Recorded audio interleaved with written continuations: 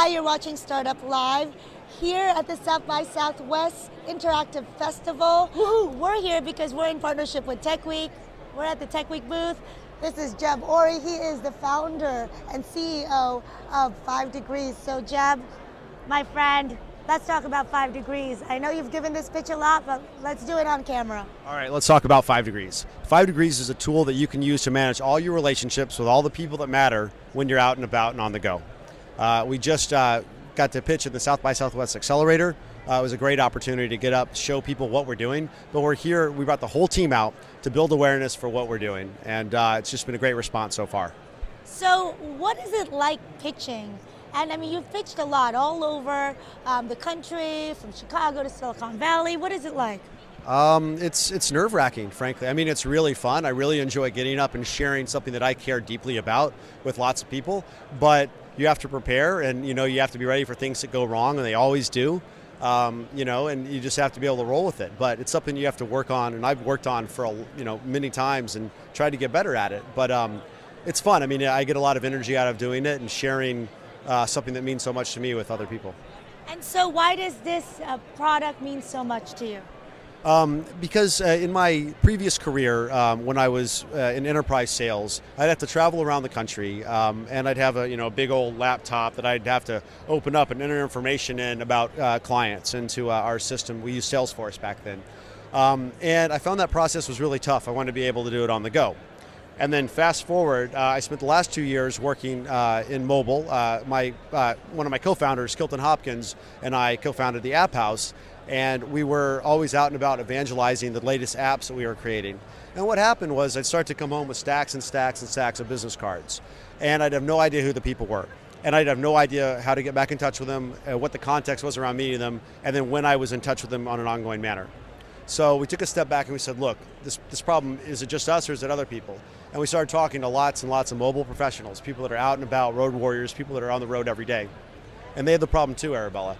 And we realized that we had an opportunity to completely change the way and really give people new tools that work with how they live so they can better manage all of their connections. It's not, and one of the questions we often get is, are you guys another social network? We don't need another social network. And the answer is no, we're not a social network at all, but we're a tool that integrates with all the networks that we're in the process of building a tool that will integrate with the networks that matter, so you can have the information about the contacts and what your people are doing and what they've been up to at the palm of your hand. So how does it feel to be pitching your own product instead of a client's product? I've been in situations before where I've been pitching other products, or I've been working with other startups before that I didn't have ownership over, and it's night and day. The energy and the excitement you feel when you're out representing what you care about, what you've sunk your last year and a half of your life into, it's something that you obviously know what I'm talking about, but it's something that it's hard to describe.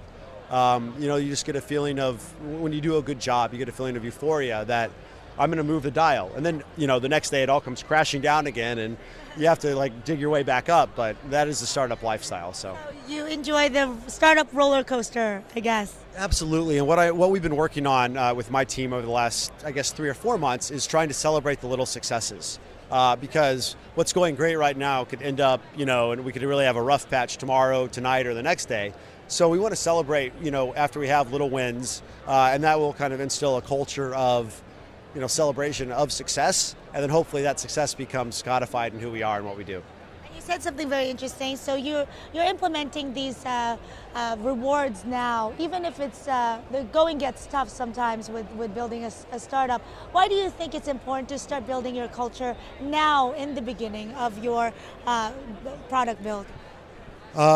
It's absolutely critical because a good culture is the one thing that people see when they look at the company. So when we have people from 5degrees walking around with the shirts, we have people coming up and asking, who are you guys? Why are you here?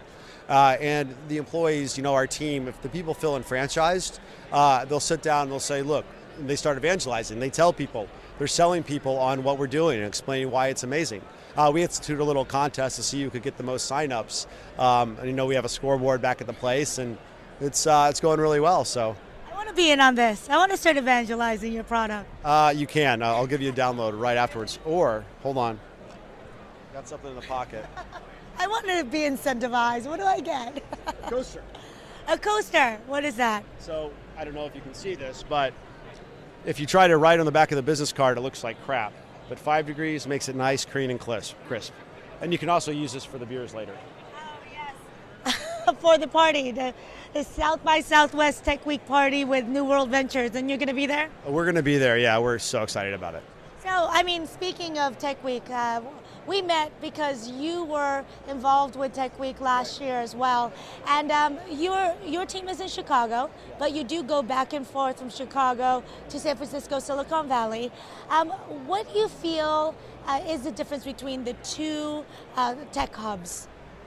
That's a loaded question. But I think the foremost thing is the size of the technology culture in the Valley and in San Francisco is much larger. And it's much more diverse and kind of diffused. In Chicago, it's right around like 2 or 3 clumps.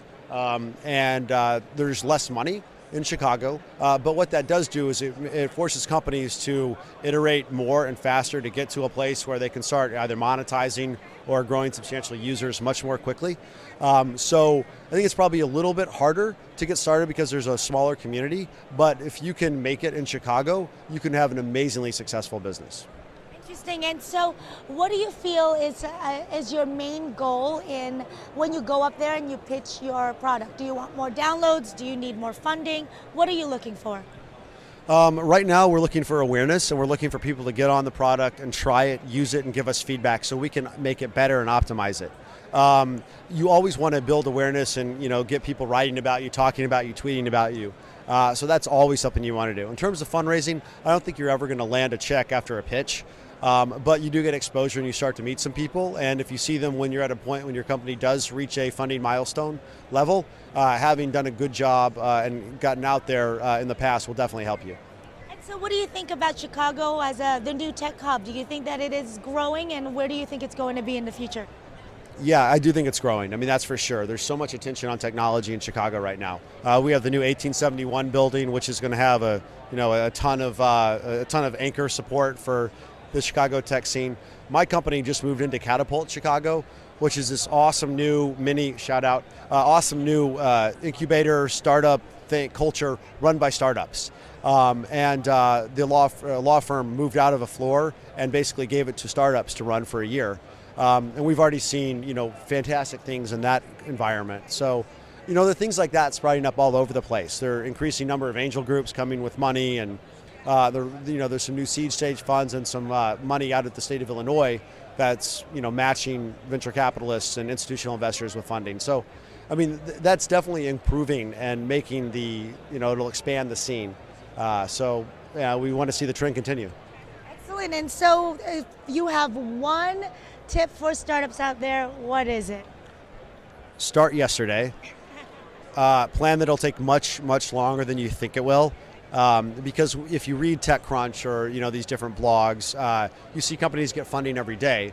But what you don't realize is the amount of time that took them to become that overnight success. I mean, keep in mind that Drew Houston spent about 3 years building Dropbox before he had a product. And that's something that we have to come back and keep in mind and remember, because it can be really tough. I mean, that's the other thing. Like, you need to make sure that you have a support network, spouses, friends, whatever, pets, understand that it's going to be a tough slog, and it's not a normal 8 to 6 job. It's it's all hours of the day, every day, but the rewards are tremendous. So you love it. Your passion is there. So thank you so much, Jeb, and keep watching Startup Live, and also Tech Week Chicago conference is June 22nd to the 26th, and make sure you check it out, techweek.com.